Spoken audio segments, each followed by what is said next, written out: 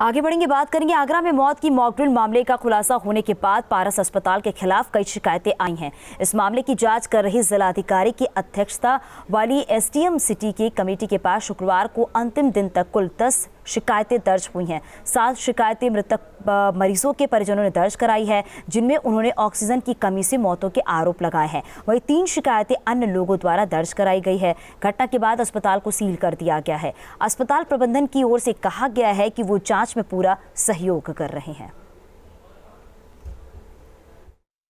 मैं हर जांच के लिए शुरू से तैयार हूं। मैंने अस्पताल सील करवा दिया।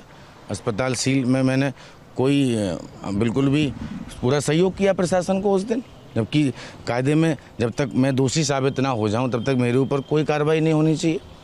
अब लेकिन जो भी कार्रवाई हो रही है मैं शांति से अपना उसको सहयोग कर रहा हूं पुलिस का।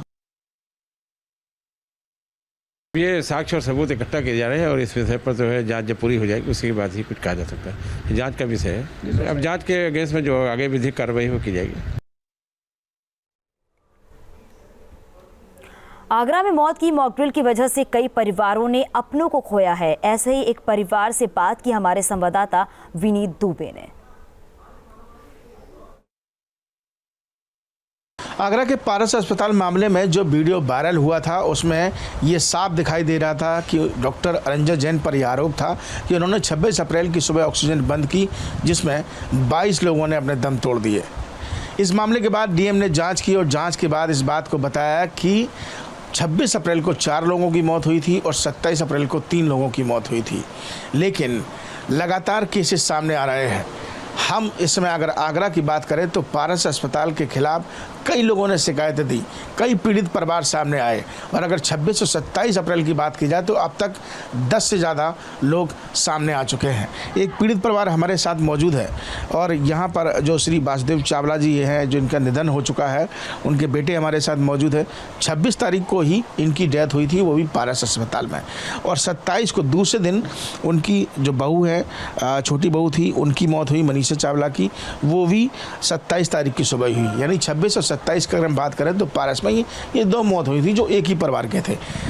हम आपसे जानेंगे क्या कुछ कहना चाहेंगे, क्या घटनाक्रम हुआ था, संक्षेप में आपसे जानेंगे। 26 तारीख को दोपहर के समय में मैंने डॉक्टर साहब से फ़ोन पर बात की थी और जब मेरी बात डॉक्टर साहब से फ़ोन पर हुई तो उन्होंने ये कहा मुझसे कि अशोक भाई मैं आपके फादर को नहीं बचा पाऊँगा। मैंने कहा क्यों नहीं बचा पाएंगे? तो बोले ऑक्सीजन की मेरे यहाँ बहुत ज़्यादा कमी है और आप ऑक्सीजन की व्यवस्था कर लीजिए तो मैं आपके फादर को बचा सकता हूँ। उसके बाद मैंने ऑक्सीजन का अरेंजमेंट सेंट पीटर कॉलेज से किया और जम्मो पैक जो बड़ा वाला सिलेंडर सबसे ऑक्सीजन का होता है वो वाला सिलेंडर लाके मैंने जो है डॉक्टर साहब को दिया और 5 एक्स्ट्रा सिलेंडर जो कि पारस हॉस्पिटल के लिए इशू हुए थे डीएम आगरा के द्वारा, तो वो 6 सिलेंडर मैंने और उसका पारस के स्टाफ ने लाके हमने उनको दिए। और जब देने के बाद मैंने डॉक्टर साहब से कहा अब तो कोई दिक्कत नहीं आएगी, कि बोले कि नहीं कोई दिक्कत नहीं आएगी। और उसके बाद जैसे ही मैं अपने घर पे आया, बमुश्किल घर की दूरी मेरे 5 से 7 मिनट की रही होगी, तो जब घर पे मैं आया हूँ तो उस ठीक 15-20 मिनट के बाद मेरे बेटे का फ़ोन मेरे पास आता है कि पापा आप जल्दी से हॉस्पिटल आ जाइए, दादू की हालत बहुत ज़्यादा सीरियस हो गई है।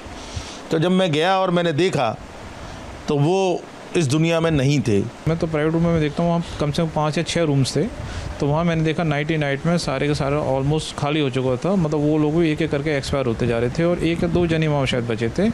और अनफॉर्चुनेट मैं अपनी मिसेस के लिए भी ये कहूँगा कि उन लोगों की जो ट्रीटमेंट की नेगलेंसी रही, बिकॉज शी वाज जो हम लोगों ने एडमिटेड कराया वो हमने पोस्ट कोविड कॉम्प्लिकेशंस की वजह से कराया थी कि सेफर साइड में उसको करा दूँ, क्योंकि she was the kidney transplant case, वो उनको किडनी का इशू ट्रांसप्लांट किया हुआ था, तो मुझे लगा कि कहीं सेफर साइड में उसको करा दूँ जिससे कि कहीं उसको कोई दिक्कत नहीं आ जाए। बट अनफॉर्चुनेट जो स्टाफ का वहाँ का, जो डॉक्टर्स का वहाँ का रवैया था, बिल्कुल ही मुझे ऐसा लगा कि बिल्कुल नेगलेंसी ही चल रही है।